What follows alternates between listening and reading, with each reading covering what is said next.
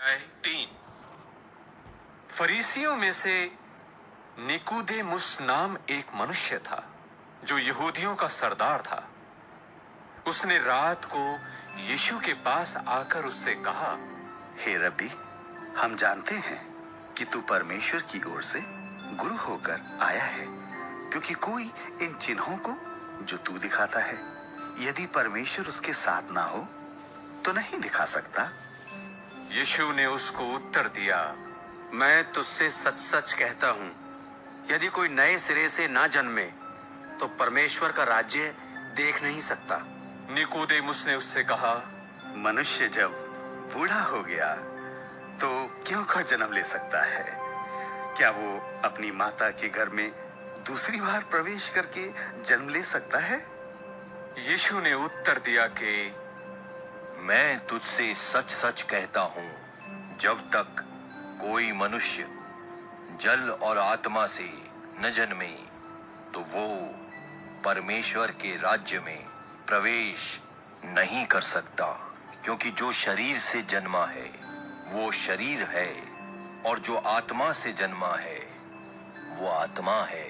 अचंभा न कर कि मैंने तुझसे कहा कि तुम्हें नए सिरे से जन्म लेना अवश्य है।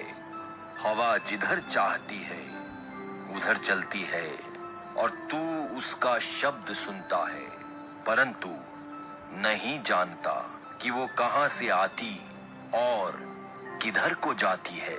जो कोई आत्मा से जन्मा है वो ऐसा ही है। निकुदेमुस ने उसको उत्तर दिया कि ये बातें क्यों कर हो सकती हैं? ये सुनकर यीशु ने उससे कहा, तू इस्राएलियों का गुरु होकर भी क्या इन बातों को नहीं समझता? मैं तुझसे सच सच कहता हूं कि हम जो जानते हैं वो कहते हैं, और जिसे हमने देखा है उसकी गवाही देते हैं, और तुम हमारी गवाही ग्रहण नहीं करते। जब मैंने तुमसे पृथ्वी की बातें कही और तुम प्रतीति नहीं करते, तो यदि मैं तुमसे स्वर्ग की बातें कहूं तो फिर कैसे प्रतीति करोगे? और कोई स्वर्ग पर नहीं चढ़ा, केवल वही जो स्वर्ग से उतरा, अर्थात मनुष्य का पुत्र जो स्वर्ग में है। और जिस रीति से मूसा ने जंगल में सांप को ऊंचे पर चढ़ाया, उसी रीति से अवश्य है कि मनुष्य का पुत्र भी ऊंचे पर चढ़ाया जाए, ताकि जो कोई विश्वास करे उसमें अनंत जीवन पाए। क्योंकि परमेश्वर ने जगत से ऐसा प्रेम रखा कि उसने अपना एक लौता पुत्र दे दिया, जो कोई उस पर विश्वास करे वो नाश न हो परंतु अनंत जीवन पाए। परमेश्वर ने अपने पुत्र को जगत में इसलिए नहीं भेजा कि जगत पर दंड की आज्ञा दे, परंतु इसलिए कि जगत उसके द्वारा उद्धार पाए। जो उस पर विश्वास करता है उस पर दंड की आज्ञा नहीं होती, परंतु जो उस पर विश्वास नहीं करता वो दोषी ठहर चुका, इसलिए कि उसने परमेश्वर के एक लौते पुत्र के नाम पर विश्वास नहीं किया।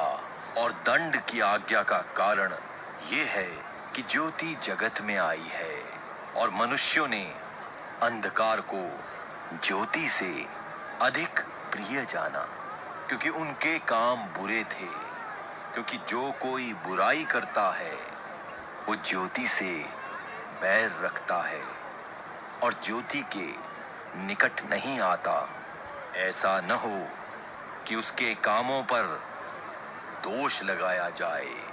परंतु जो सच्चाई पर चलता है वो ज्योति के निकट आता है कि उसके काम प्रकट हों, कि वे परमेश्वर की ओर से किए गए हैं। इसके बाद यीशु और उसके चेले यहूदिया देश में आए और वो वहां उनके साथ रहकर बपतिस्मा देने लगा। और यूहन्ना भी शालेम के निकट एनोन में बपतिस्मा देता था, क्योंकि वहां बहुत जल था और लोग आकर बपतिस्मा लेते थे, क्योंकि यूहन्ना उस समय तक जेल खाने में नहीं डाला गया था।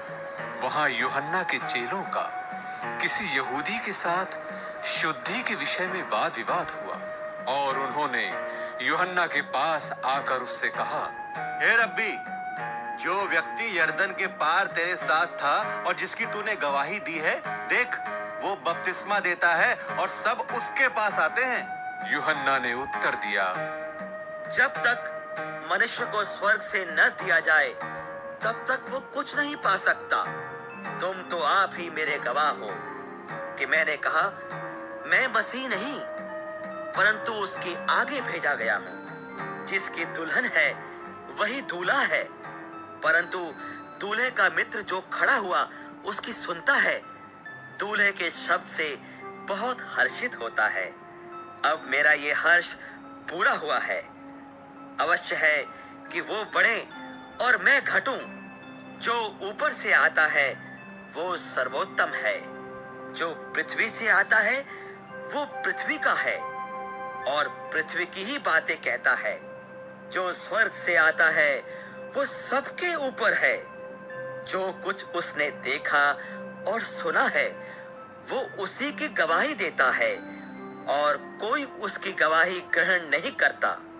जिसने उसकी गवाही ग्रहण कर ली उसने इस बात पर छाप दे दी है कि परमेश्वर सच्चा है, क्योंकि जिसे परमेश्वर ने भेजा है वो परमेश्वर की बातें कहता है।